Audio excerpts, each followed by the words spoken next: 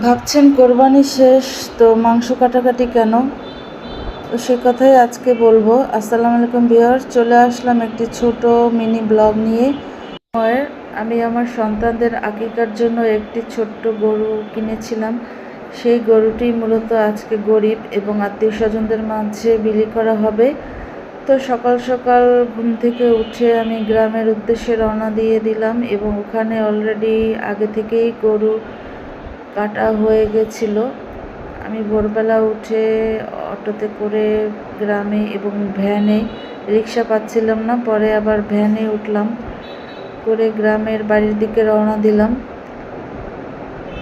দেখতে পাচ্ছেন গ্রামের আঁকা বাঁকা পথ ধরে আমি প্রায় কাছাকাছি চলে আসছি।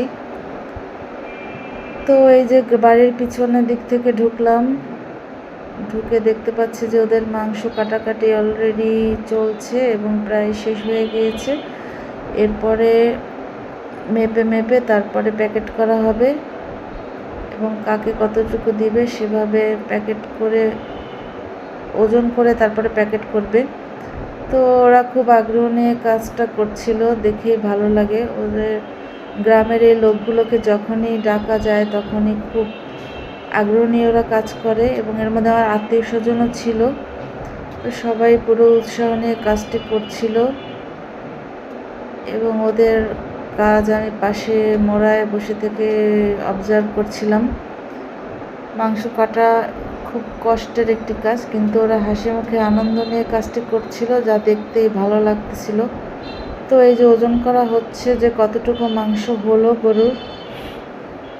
তো ওজন করার পরে এটায় 99 কেজি মাংস হয়েছিল। তো আমি ওদের ওজন করতে দিয়ে চলে আসলাম একটু বাড়ির পেছনের দিকে। দেখলাম গাছে অনেক আম হয়েছে।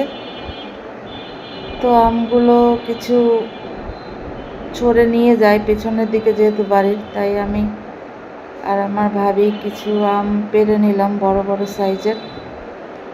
এই যে গ্রামের পুকুর আমাদের, এবং পুকুর পাড়েই মূলত আম গাছগুলো, অনেকগুলো গাছ।